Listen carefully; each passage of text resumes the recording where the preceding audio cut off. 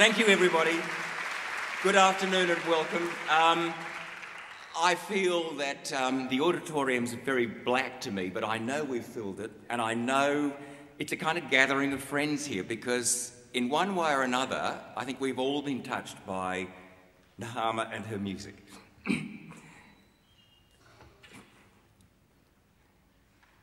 And I feel her presence very strongly here today. We're continuing that wonderful tradition that she started with those birthday concerts of hers. You know how she just loved to share? She loved to share music, and it was one of the things she gave us, this ability to come together and share the music that she so much loved. So we're continuing that spirit, and I was reminded of a comment that was made, I think, at her 65th birthday concert, when it was suggested that at the age of 65, maybe it was time to just slow down a little bit and smell the roses. Well, Nehama, of course, wasn't having anything of that, and the R word was something that just wasn't even mentioned.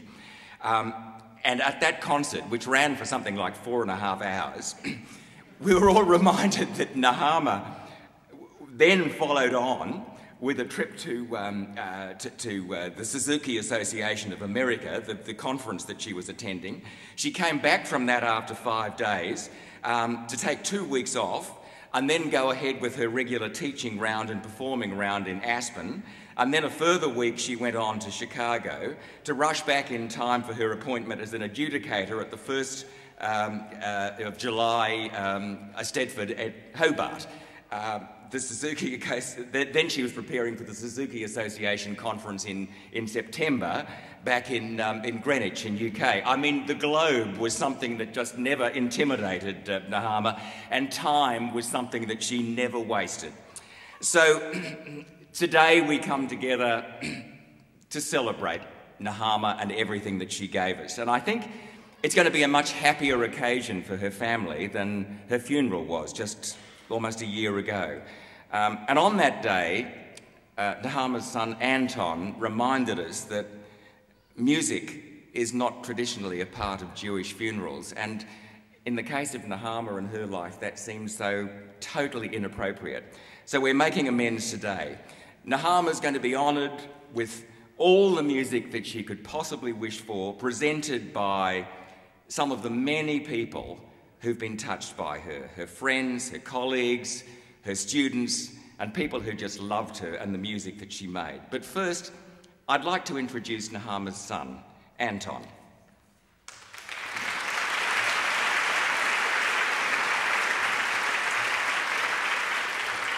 Thank you, Peter, for that introduction.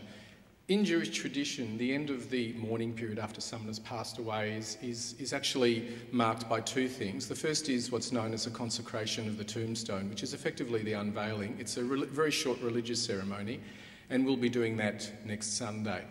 The second thing is the end of the mourning period is actually at 1 year. And interestingly, in this year in the Jewish calendar, there are 13 months. And some of you will remember that I said at the funeral that my mother did in 1 day what some people took 6 months to do. So again, we have a longer year, and I think that's probably fitting given how much that she would accomplish in her time. And on behalf of my late mother and on behalf of the family, I welcome you all here today.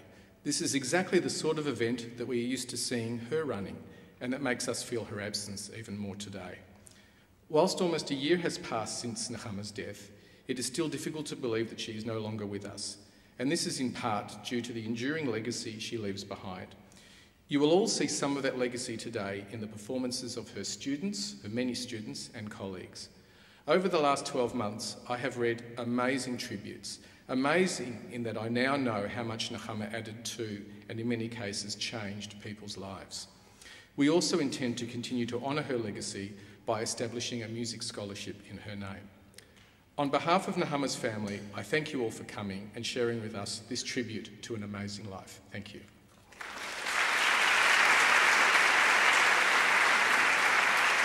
Thank you, Anton. That's Nehama would have loved it, and she would have loved today. But look, there were so many aspects to her life, and we intend to try and go through in some kind of logical dissection. First, I suppose Nehama touched most of us first anyway, in our lives, as a teacher. And the difficulty with describing her as a teacher lies in the fact that it wasn't just a formal lesson that involved her as teacher. She was always teaching, whether she was doing it formally in her studio or simply by setting an example in the way that she lived her life. But there was a wonderful anecdote drawn from an article that was published in The Age back in 1997. Nehama was being interviewed by The Age journalist at the time, Dina Ross, before the first of the concerto collection concerts. And Dina Ross, in the piece that she eventually wrote, describes a moment in the interview when she says, and this is so Nehama, when Nehama, and I'm just quoting from the article here, leaned forward intently and said, "We have no such words as scared, daunted, butterflies, nervous in our vocabulary. They're negative words. They accomplish nothing." I just love music. It is my life. I'm passionate about what I do.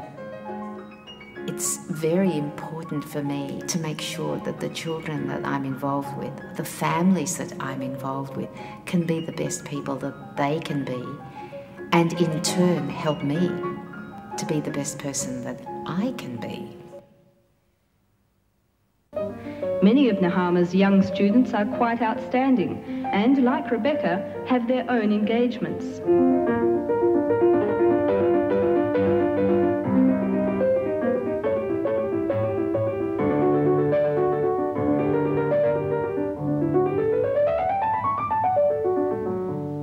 According to Nehama, there can be no music without movement.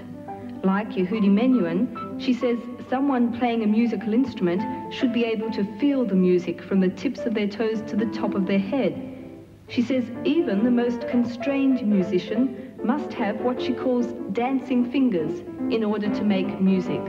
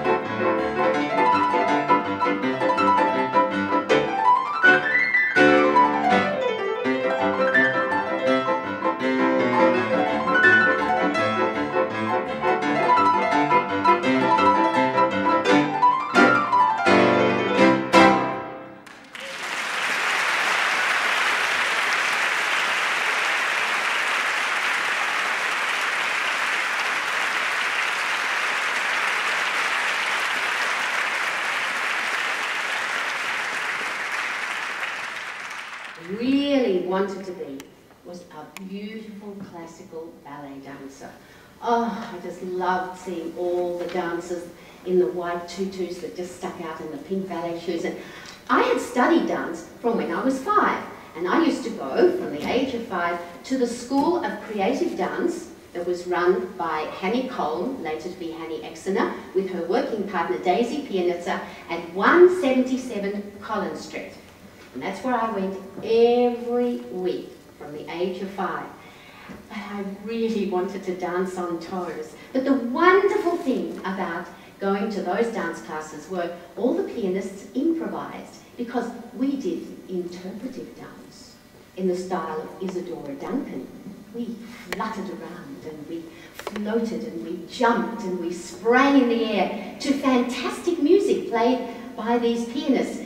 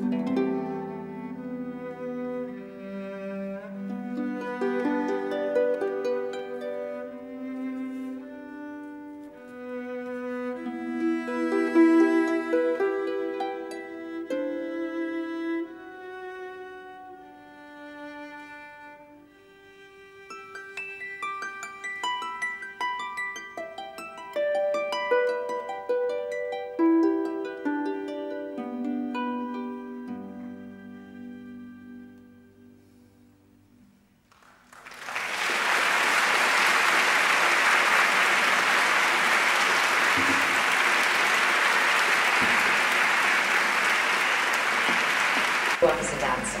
So my life has gone absolutely like this, a parallel of learning the piano from when I was about 4 and learning dance from when I was 4. And in those years, the sort of creative movement that I was doing was very much in the Isadora Duncan style, bare feet and free-flowing, and that was the school of dance that I went to. And interestingly enough, the person who gave me my first dance lesson was a lady called Johanna Exener. Well, it would have been a pity had I skipped the opportunity to hear those young musicians, because that exemplified everything that Nehama represented in her teaching. It wasn't about teaching in the studio. Music was about performing and sharing, and she was very fond of encouraging parents who could play an instrument to perform with their children in her concerts that she organised. But most of all, she was constantly looking for opportunities for her students to have a vehicle for performance. But as I mentioned earlier, she also had, because her interest in music was so all-embracing, she developed a passion for the music of dance from her experience in her early 20s of playing for dance classes. And as I mentioned, that's when she was inspired to write the ballet music for the ballet that became known as Arena. And I was just going to quote from Jack Manuel's words. He was the choreographer of Arena when it was performed by the Australian Ballet. And Jack said this: "Nehama was so full of life, so bright and vivacious, a wonderful musician and a great friend. While I was teaching at the Australian Ballet School, Nehama was the pianist. Improvisation was never a problem to her, and the music was always interesting. I was thrilled to see Arena staged and thrilled to work with this wonderful woman." Well, the music for Arena, for those of you who haven't heard it, the music for Arena was reminiscent of the styles that Nehama at the time was in love with, jazz and Shostakovich. And the original score had a lot of percussion. Nehama was very proud of this composition, and so today it just seemed appropriate, necessary in fact, to include an excerpt from it. This has been arranged by the conductor and Nehama's long-term collaborator, Pat Miller.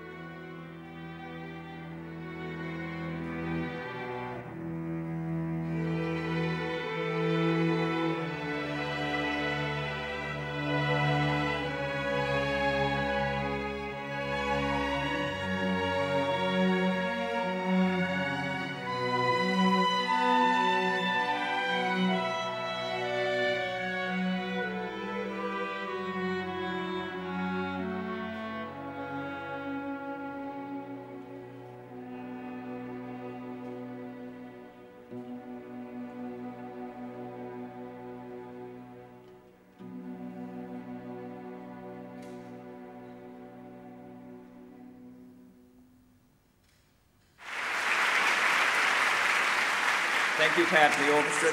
That excerpt was arranged by Pat. Well, of course, Nehama's interests were so all-embracing, but teaching was always the core of what she was about. But as we all got to see and experience, she was a great communicator. Her natural enthusiasm, passion, vivacity simply made it innate for her. And I sometimes wonder what the result might have been if she'd had the time or the opportunity to exploit opportunities in radio and television. Would we have had Australia's Next Top Musician, a new reality show? Would we have had Australia's Next Top Composer? I'm sure we would have. And given Nehama's contact book, she could have brought together an all-star cast for any variety show that she ever wanted to stage. But I think we do tend to forget sometimes that Nehama's radio and television experience began with ABC Play School back in the 1960s. Once a jolly swagman camped by a billabong under the shade of a coolabah tree, and he sang as he watched and waited till his billy boiled. Who'll come a waltzing Matilda with me? Waltzing Matilda, waltzing Matilda, who'll come a waltzing Matilda with me? And he sang as he watched and waited till his billy boiled. Who'll come a waltzing Matilda with me? Now, Tony Gould, like Nehama, embraced very broad tastes in music. He worked his way through jazz and classical music to develop a style of spontaneous competition and an arrangement of great richness and depth. Tony became a towering role model for those interested in music who wanted to develop improvisation skills. So Tony was one of those people who was just a natural fit with someone like Nehama. They developed a very long and close relationship as friend, mentor, teacher, performer. And so here today to speak about his experience with Nehama is Tony Gould. Thanks very much, Peter. It's a great honour to be here, I can assure you. I knew Nehama for many years. I had the privilege and indeed the great pleasure of watching her teach young children and not so young children, and the only word that I can think of is inspiring. Anton talked about her boundless energy. I don't know anybody who could keep up with Nehama under whatever circumstances you might be involved with her, but she was a truly master teacher of young children especially. I've known knew Nehama for many, many years, and through her so-called academic year of masters, and I remember talking her into writing a master's thesis on the wonderful American composer Charles Ives, who was quite mad, as you probably knew. So I read her thesis as she proceeded, and it turned out, needless to say, brilliant. And I just simply can't remember. I asked Peter Hurley backstage what she played for a master's recital. I can't quite remember, but I know it would have been difficult. And of course, she achieved great things. So it's a great honour to be here to play for her. She is a dear, wonderful friend, incredible musician. You know all those things, so I won't be repetitive. I'm going to play a song called Embraceable You, and do not be alarmed. If you know me, you'll know that I can't sing to save myself, and it says piano vocal, so I'm not going to sing. You'll be very, very happy to know. But I'm going to play Embraceable You because I seem to remember all those years ago that Nehama sang this and I played the piano for her. So maybe you can imagine her singing it. It's a very beautiful piece. I might put at the end of this one of my favourite pieces from the Shaker world in America. If you saw Barack Obama's inauguration, you'll know that John Williams wrote a beautiful piece with Yo-Yo Ma, and in the middle of it he put this beautiful piece called Simple Gifts, which I think is entirely appropriate for today. So here's Embraceable You.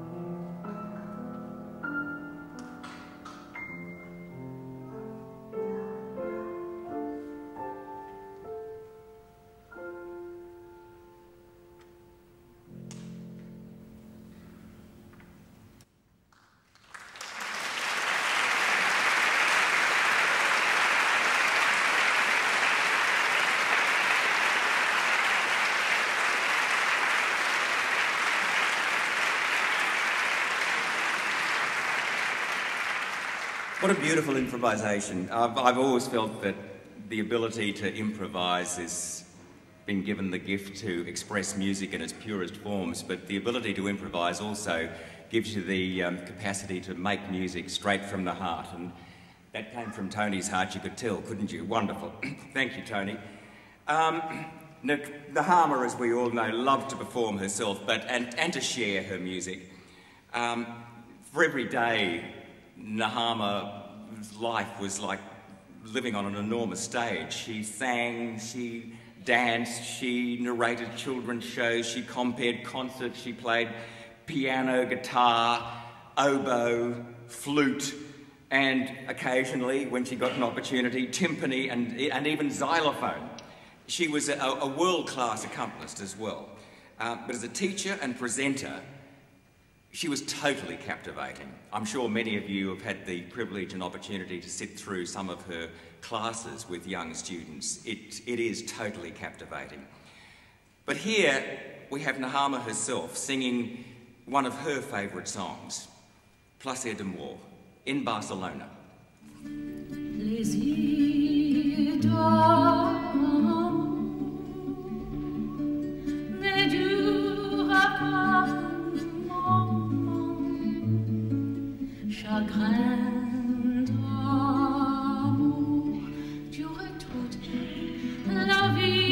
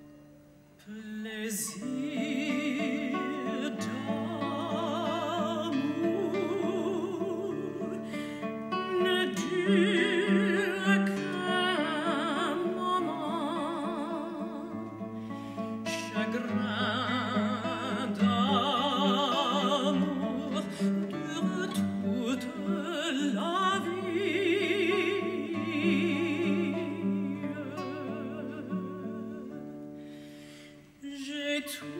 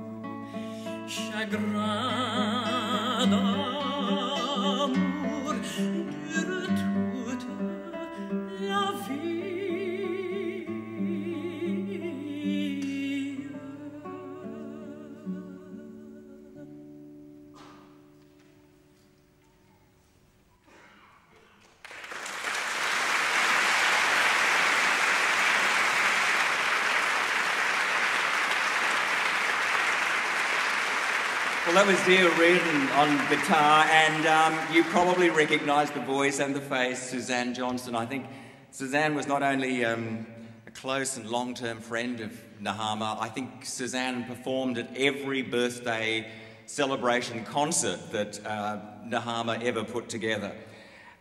But as we all knew, Nehama loved to embrace any opportunity to perform with other musicians. She certainly wasn't egocentric with her music. And she had some wonderful collaborations, like the Noel Coward show that she did with John Finlayson, Duo Eclectic with Peter Hurley. She did concerts with Suzanne Johnston. And there were many concerts and country trips, including Alice Springs radio programs for schools with Peter Clinch, piano duets with Brachi Tillis, Elyane, Laussade and Rebecca Chambers, and the list just goes on. Nehama never said no, and she could never resist an opportunity. But Peter Hurley and Nehama first started performing together back in the 1980s, and they went on performing together for more than 25 years. They were still going. But their friendship was always so much more than just as musical collaborators. They'd be seen together at shows or concerts 3 or 4 times a week sometimes. They'd be out to dinner almost as often, and inevitably were carefully plotting yet another musical event. So ladies and gentlemen, Peter Hurley. When I first saw Nehama Patkin in the Picnic with Noel Coward, without Noel Coward, at the zoo with John Finlayson, I realised how much more than a pianist she actually was, because there she sat, sparkling, doing the Jeanette MacDonald to John Finlayson's Nelson Eddy. It really was one of those magical moments in the theatre. She sang this song as a duet with John, and I'd like to try to take you back to that place, if I may. John sang to her, "Now, Miss Patkin, if you please, sing a scale for me." And of course she sang, but it was more a cadenza than a scale. I was very impressed. Take a breath and then reprise in a different key.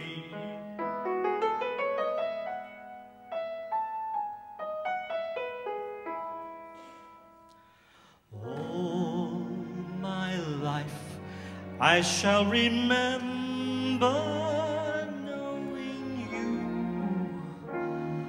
all the pleasures I have found in showing you the different ways that one may phrase the changing light and changing shade, happiness that must die, melodies that must fly, memories that must fade, dusty and forgotten by and by. Learning scales will never seem so sweet again, till our destiny shall let us meet again. The will of fate may come too late when I'm recalling the hours we've had. Why will the foolish tears tremble across the years? Why shall I feel so sad, treasuring the memories of these days? Always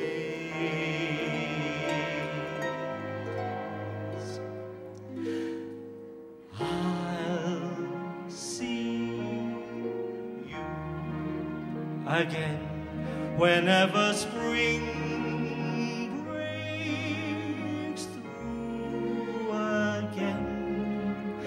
Time may lie heavy between, but what has been is past forgetting. This sweet memory across the years will come to me. Though my world may go awry, in my heart will ever lie just the echo of a sigh. Goodbye. Now it's your turn, ladies and gentlemen. I'll feed you the words. I'll see you again.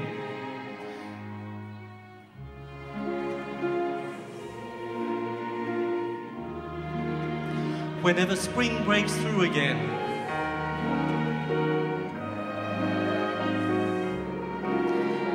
Time may lie heavy between,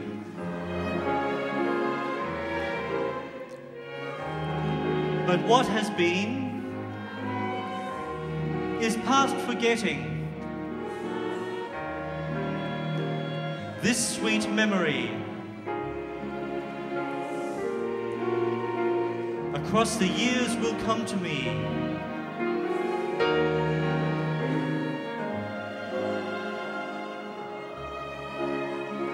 My turn. Though my world may go awry, in my heart will ever lie just the echo of a sigh. A big goodbye, everybody.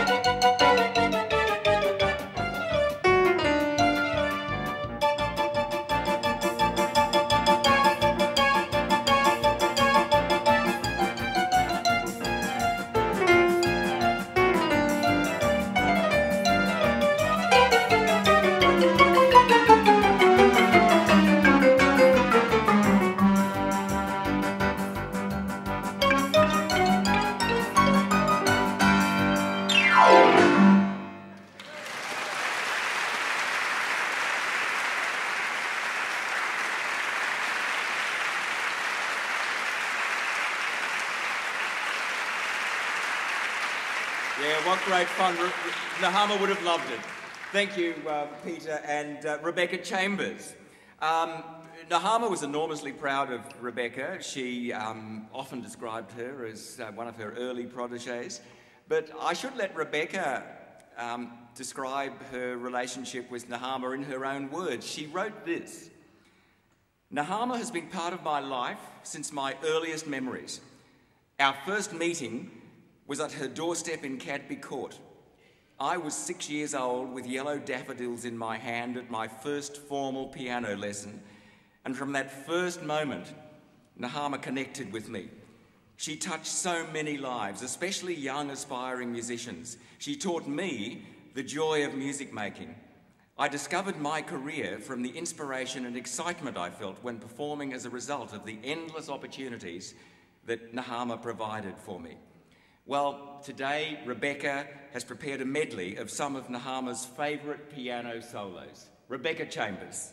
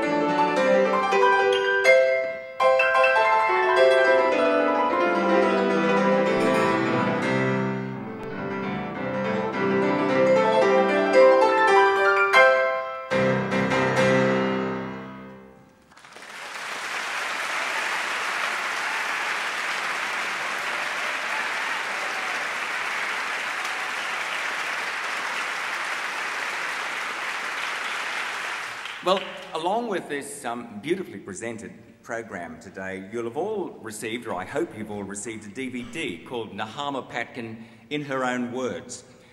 All of the video clips in that DVD were selected, arranged and assembled by Nehama's partner, Ken Modal. They met when Ken was flying an airplane between Honolulu and Sydney, and Nehama inevitably was circling the globe in that particular direction, and their relationship extended over nearly 22 years. Thank you. One of my favorite Australian expressions is to describe two things as being as different as chalk and cheese. I felt that described Nehama and I perfectly, because we were different, whether it was physical size, religious background, the continents we were raised, the language we spoke, or our musical abilities, computer skills, and social grace. But I like to think that as a couple, we compensated for the other's weaknesses, and together we made a very good team. Someone once complimented Nehama on her driving. They left a little note on her windscreen that said, "Parking fine."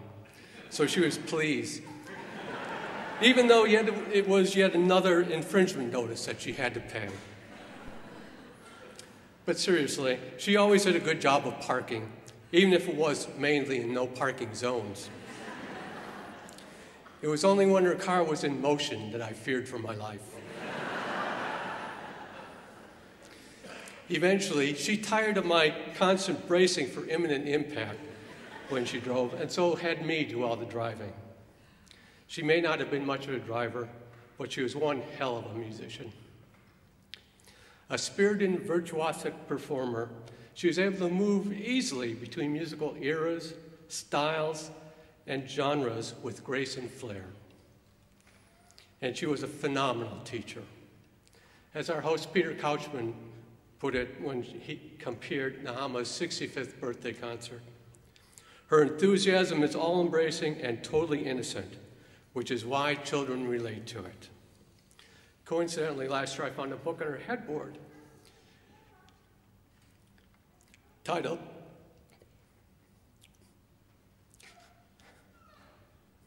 "Teachers Who Changed Lives," and Nehama had underlined this passage.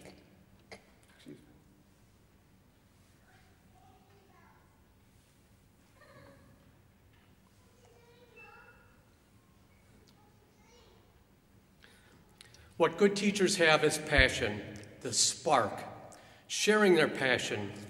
Kids pick up on their excitement, and that makes them curious. Does that sound like anyone we knew? I doubt if anyone in this room has ever met someone who had more passion or excitement for life than Nehama did. There was a sparkle in her soul.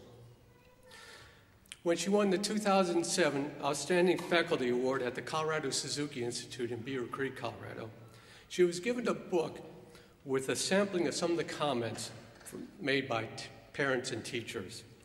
This, from another teacher, was one of my favorites. Nehama is a gem. The children respect her high standards and try hard to meet them. She taught them that there is really more to their music than notes on a page. She is so knowledgeable and talented and inspiring. She was always expanding her range. The perfect example of this is when she played a couple of years ago the piano for the Australian production of Pink Floyd's The Wall. She spent many hours practicing the music that she had no prior experience with.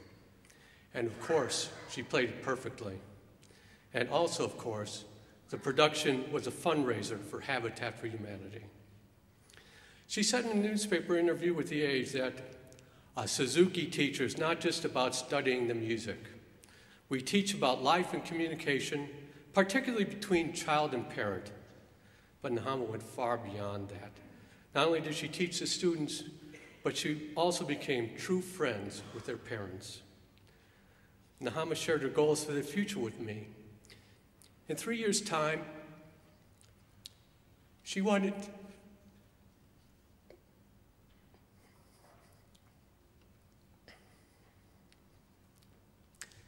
She wanted to be teaching less, but still guest lecturing and taking part in conferences around the world. She wanted to see her family concerts become an integral part of Melbourne's music calendar. She wanted to spend much more time with her family, and she also wanted to spend more time traveling with me, especially to places that she had never been to before.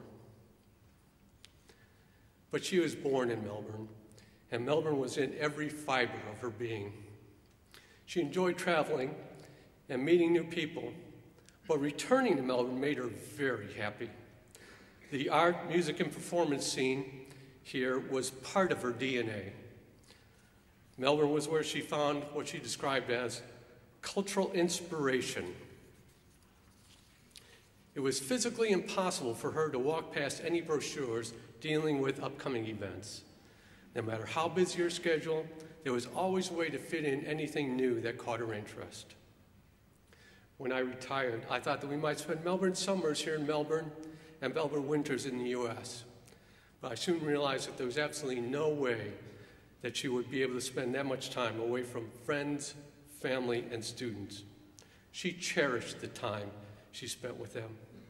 And I knew without even asking that she would be unwilling to abandon giving and attending performances nearly 7 nights a week.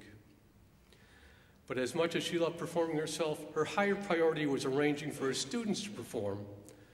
Of the hundreds upon hundreds of videotapes that she saved, the majority of her students performing on stage in front of an audience.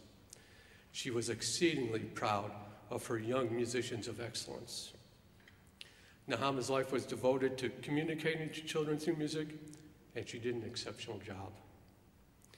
I am pleased that the pending formation of a scholarship fund in Nehama's name will continue to bring the joy of music to children. Please enjoy the rest of the concert. I only hope that the music we listen to today can give us some small measure of comfort. Thank you.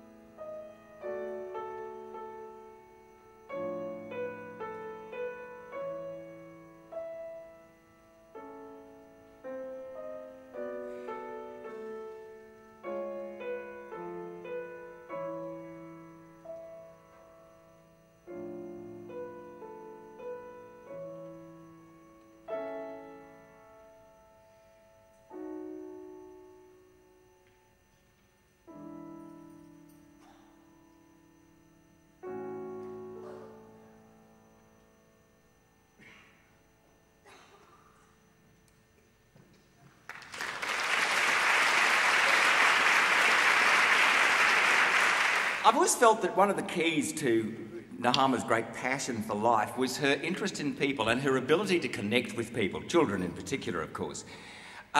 She was also one of the most non-judgmental people I think I've ever known. It really genuinely didn't care a damn to Nehama whether somebody was Irish, Australian, Protestant, Hindu or vegetarian. Music was the common denominator. It was music that brought people together. It was music that mattered in people's lives. Having said that, though, she embraced her own Jewish roots with great enthusiasm. She adored participating in family and community events on the Jewish calendar, and she felt it was an honour to serve the Melbourne Jewish community in any capacity in which she was able. For many years, in fact, she organised and directed the Israel Independence Night celebrations at the Melbourne Concert Hall for the State Zionist Council. And this would involve, it was an enormous task. It involved organising the flag parade, coordinating choirs, choosing songs, soloists and musicians, as well as performing, of course. Performing music like this.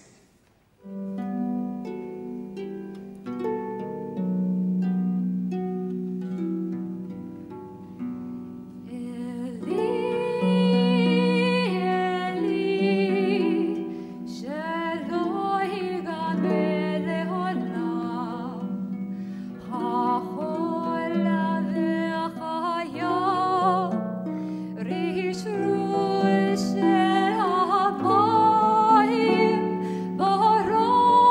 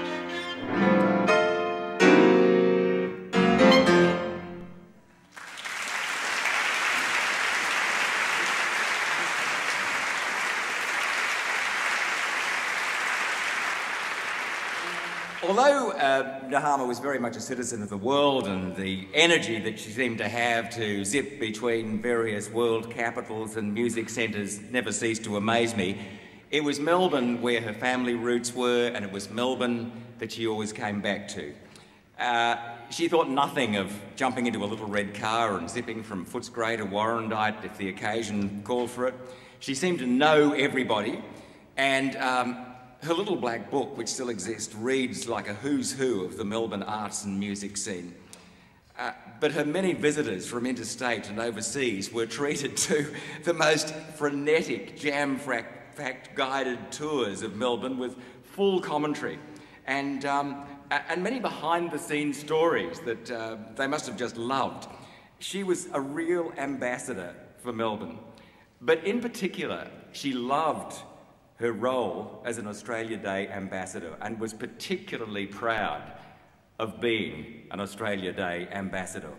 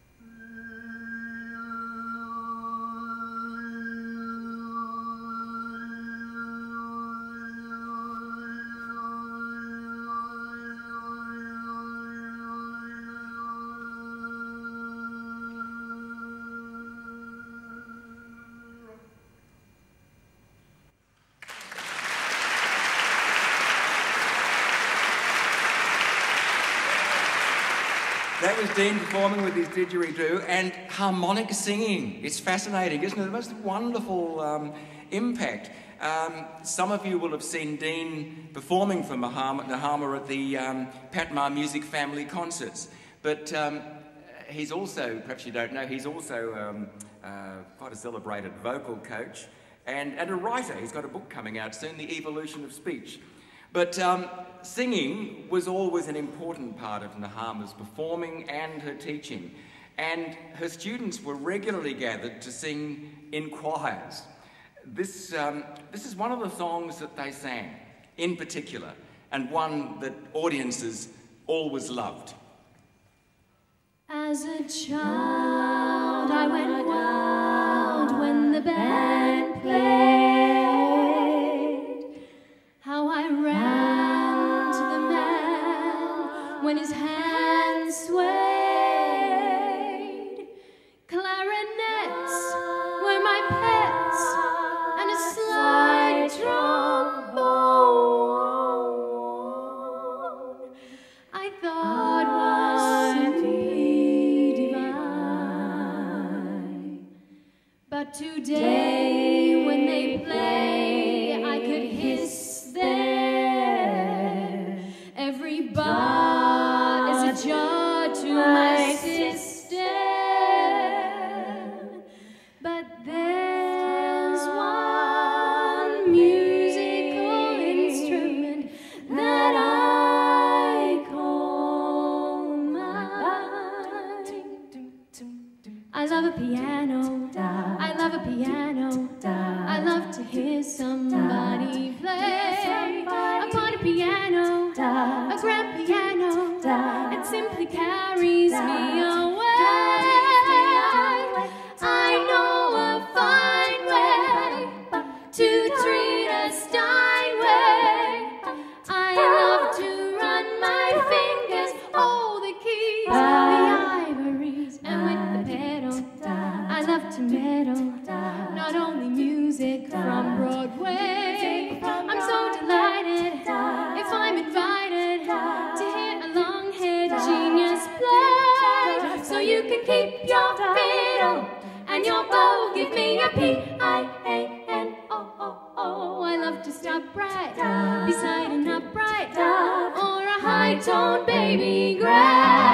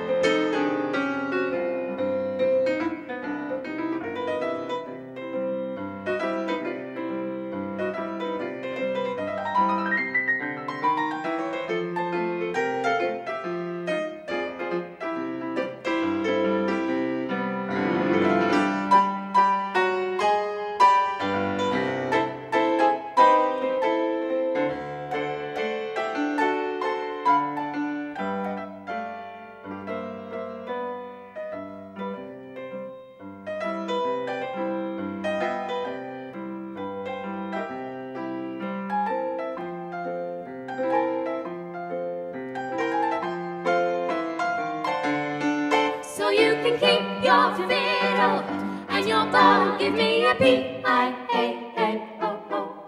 I love to stop right beside an upright or a high-tone baby. A high-tone baby.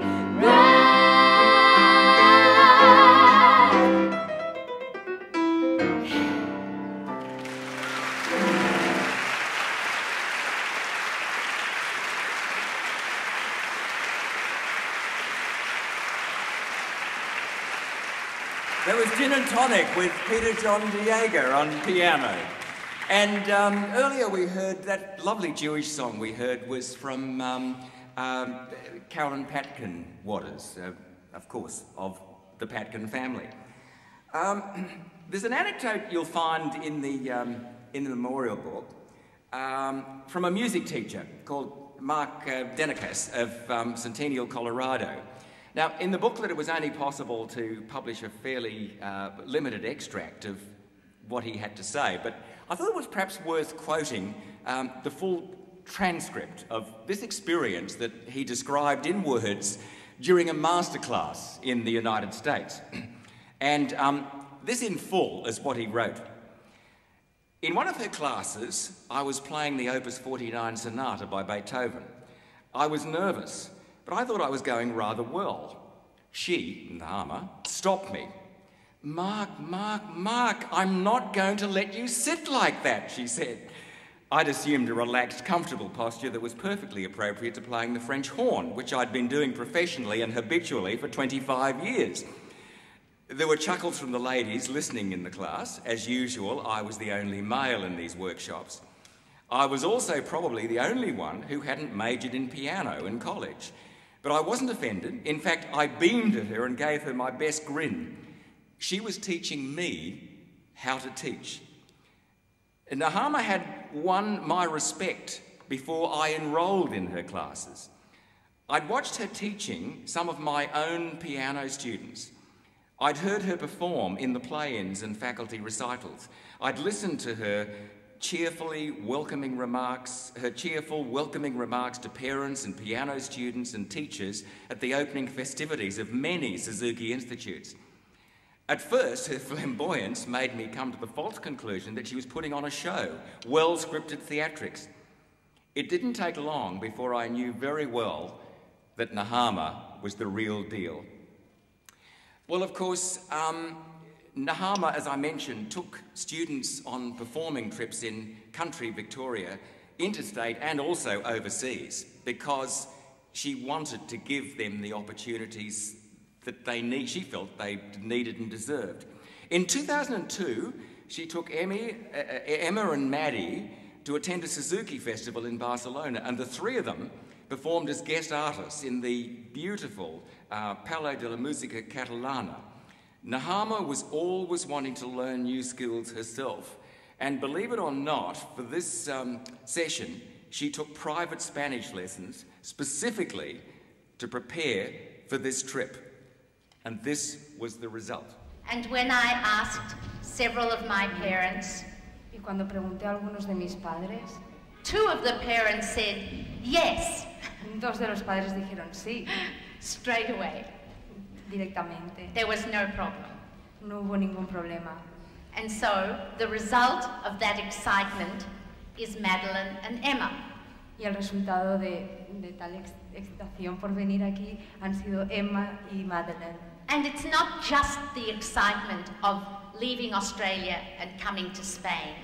Y no es tan solo el dejar Australia y venir a España, but it's also the growth and the way that these 2 girls have matured in a week. Sino también el crecimiento y cómo estas 2 chicas han crecido y han madurado esta semana.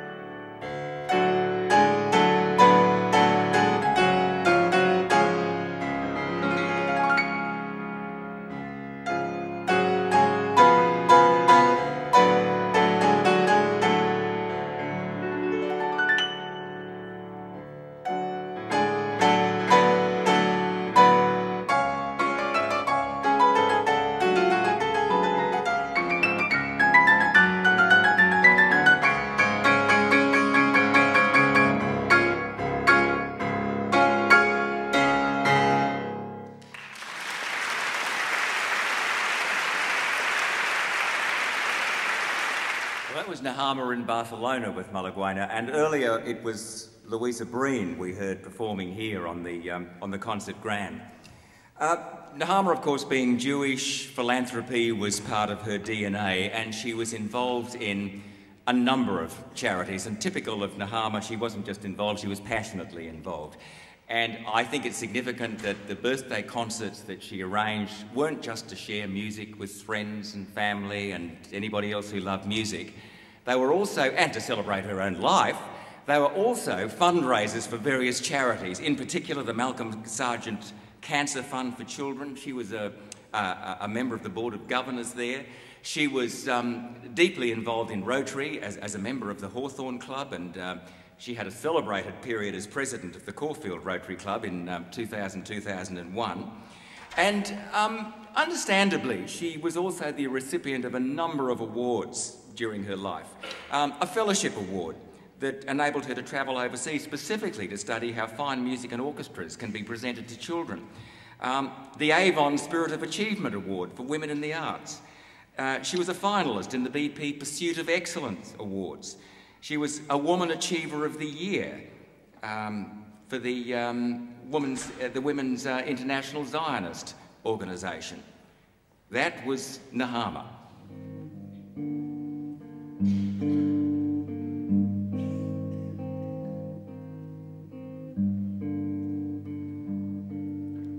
Quietly, like the breeze that blows the olive tree, the wind of change has come down from the hill to lead me home again, through the last mile of sunshine.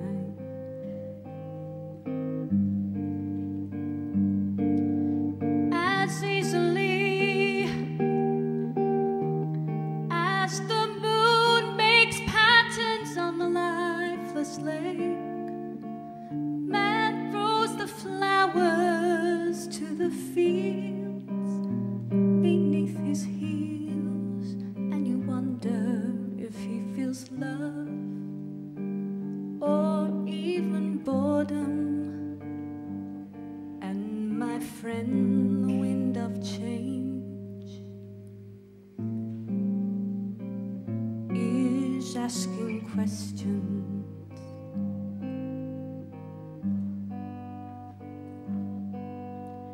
Suddenly, there are now so many giants everywhere, so many men who think even God looks small as they are walking tall, and the wind of change is smiling.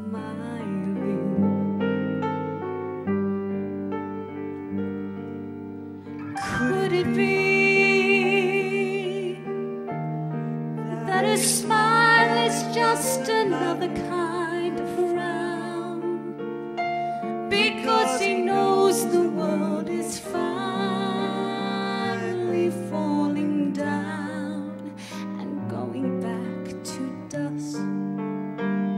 And if we trust those men who trample on the grass, emptiness is all that we could ever hope to ask for.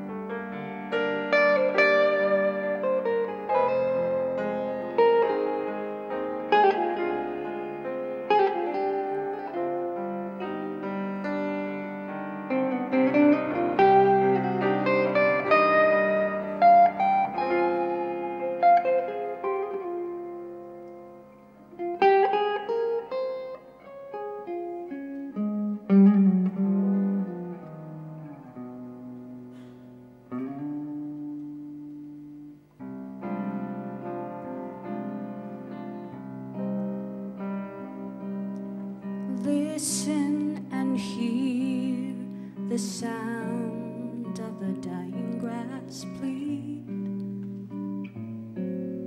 It's bleeding for man, and the fool, he just won't understand.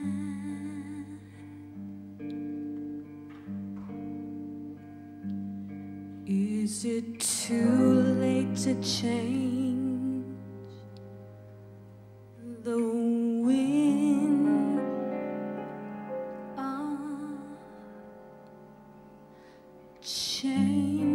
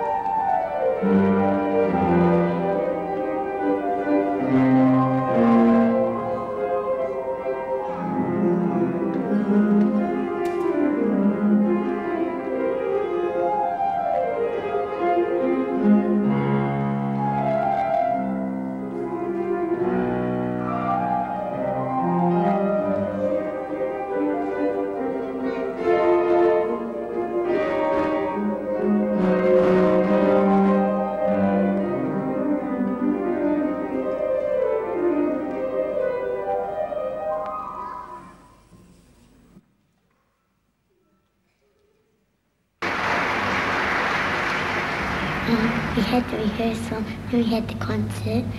In the concert, I played the concerto in C major by Haydn.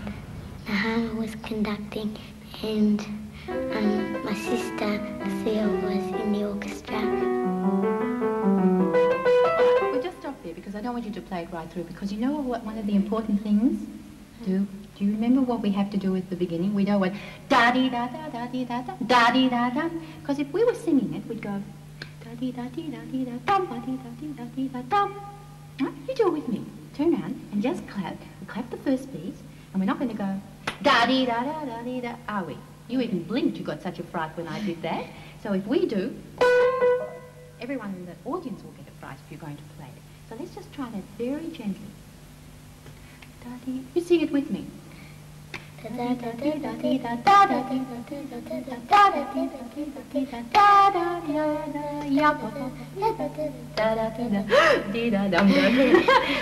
to take a big breath. Fortunately, our fingers don't have to breathe like our voice does. But so this is why I'm being so careful with it. Listen.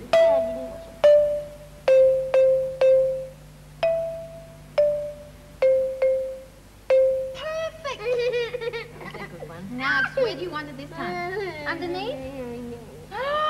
You only need one more to be the winner, and I haven't even got it crossed yet.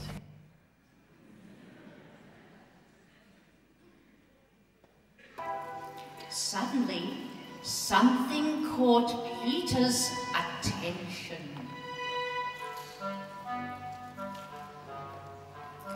He noticed a cat crawling through the grass.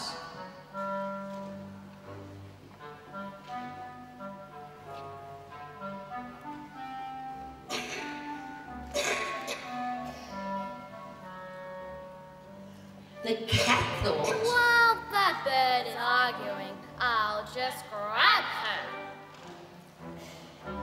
So stealthily the cat crept towards the bird on her velvet paws.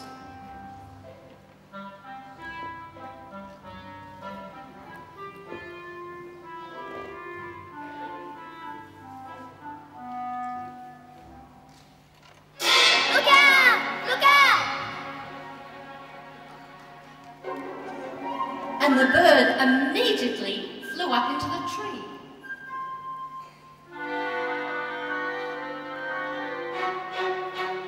The duck quacked angrily at the cat.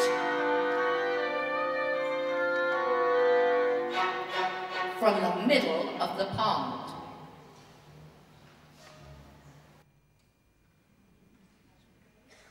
That was part of a long tradition of performances for and using children and young people. And it probably began from Nehama's experience back in the 1960s as a presenter of Play School. But from there she moved naturally into prom concerts both in Melbourne and interstate. She presented proms for preps, for school groups at the Melbourne Arts Centre for 15 years. And then she took up that Churchill Fellowship I mentioned to study high-quality orchestral programs for young people in the United States. And it was on returning from that Churchill Scholarship that Nehama established the Patma Music Family Concerts. Pat Miller has been conductor of these concerts since they started in 2005. Thank you, Pat. The Patma Music Family Concerts, well, I suppose really were established over lunch one day on Lygon Street. I was sitting there having a coffee and suddenly a very short, purple-headed person came up and said, "Are you Pat?" I didn't. I said, "Yes." And that was about the last thing I said for the next hour or two. Nehama established these extraordinary concerts, which I've been privileged to be part of, through her own will, through her own extraordinary energy, an energy that is now carried on by the board.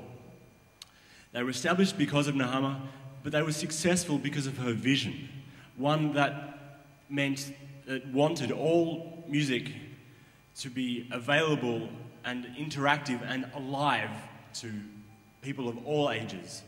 Music was an alive thing, a creative and collaborative thing, which meant that our concerts were regularly assisted by dancers and singers and actors and magicians and Dean Frenkel, the didgeridoo player who you heard earlier on. It was part of music being alive, which also meant that we had compositions that were brand new. The very first piece ever in a Patma Music Family Concert was written for the occasion by Sunny Choi. But not just the brand new music, but music from every style and period, from today all the way back to the Baroque, featuring musicians from Beethoven and Bach, and even Haydn. But Franz Joseph, I didn't know you were in the neighbourhood. How nice to see you. Hello, Pat. I heard there was a concert for my friend Nehama, and I wanted to be here for it. That's nice. And you brought something with you. Yes, this is my toy symphony. Well, do you think we could play it? Because I know how much Nehama loved this piece. This was one of Nehama's favorites. Yes, absolutely. But, well, seeing as you're here, do you want to play along? But we'll also, I think we need some students, because everyone knows that a Nehama concert wouldn't be a Nehama concert without every student she had playing something. So if we could get some help over here.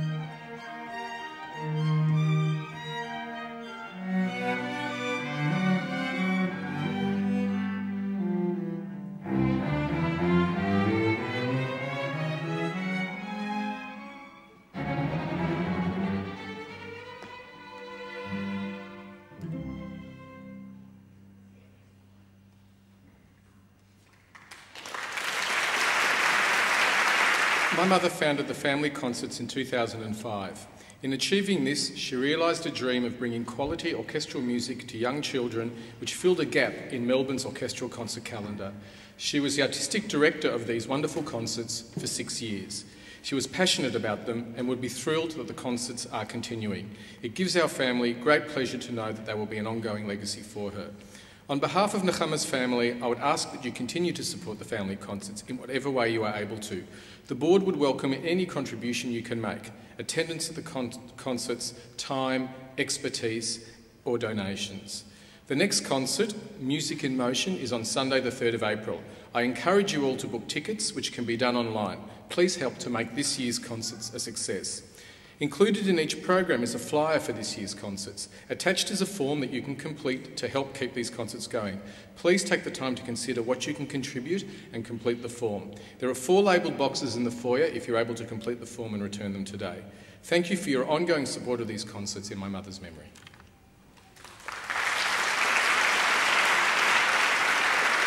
Thank you, Anton. Now, I don't know whether you've been able to see, there are some cameras here today. They're not just filming, recording randomly. They're actually producing a special on Nehama, which will be screened on Channel 31 in a program called The Shtick, which goes to air weekly on a Wednesday evening. The Nehama special, you might be interested to know, will air on Channel 31 at 9:30 p.m. on March the 13th. And if you can't make it at 9:30 on March the 13th, it's repeated the following Wednesday at 1:30 p.m. And I should just remind you that following the concert, which we'll be winding up very shortly, there'll be a reception outside, which will be an opportunity for everybody to get together and relax and to share their own personal memories of Nehama. So many people have wanted to stay on, and it was always a feature of her birthday concerts that there was the getting together and talking and enjoying each other's company after we'd spent a couple of hours enjoying the music that Nehama had organised. But just before we go, and while our final performers are getting into place, let's just have maybe a lighter moment of memory.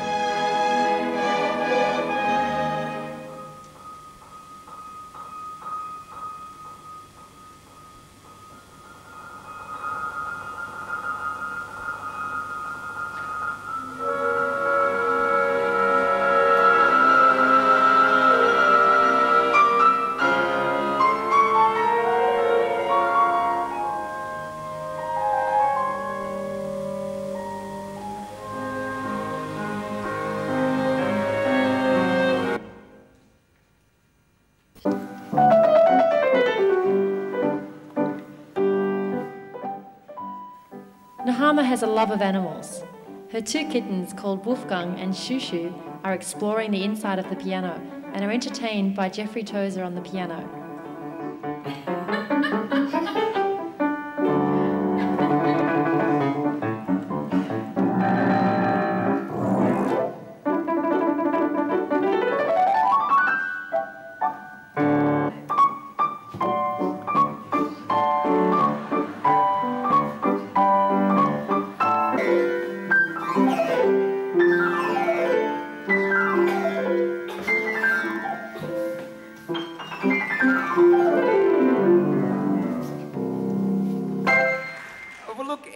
In arranging a program like this, the dilemma is, how do you end?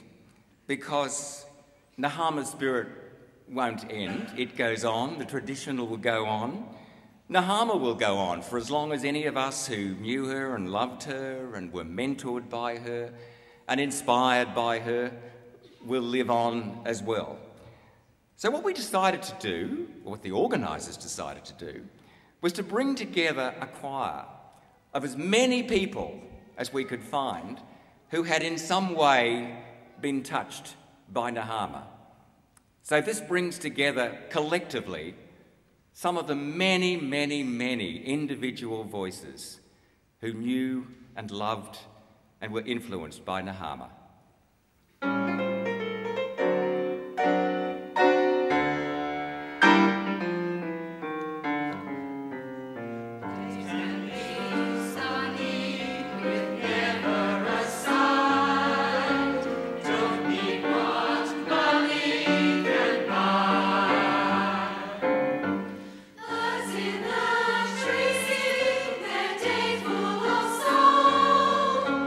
Why shouldn't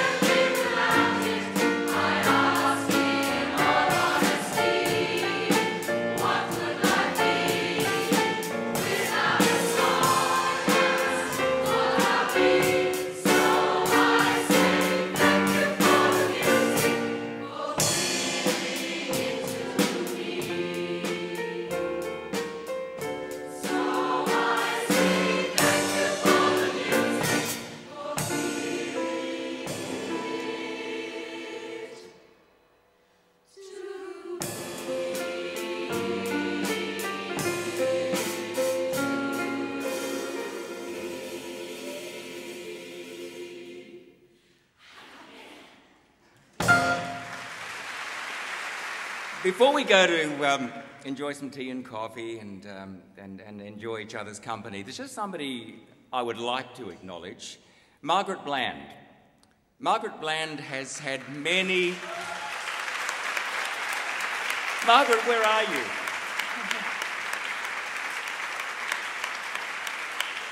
Margaret's had many sleepless nights. She's, I don't know how many exactly, but please come forward, Margaret. Margaret has been the inspiration for this and has made it all happen. Thank you very much, Peter. We've had a committee of quite a number of Nehama's friends and colleagues and past students as well to get together to put this concert on. And it's been a great joy to be a part of that. And I'm just a part of it because everyone who's been in the concert today has had a really big part to play in letting you all know that it's on and providing the musical items. There have been many, many tasks that have gone on behind the scenes. So I'd like to take this opportunity actually to thank everyone else on the committee as well. Thank you.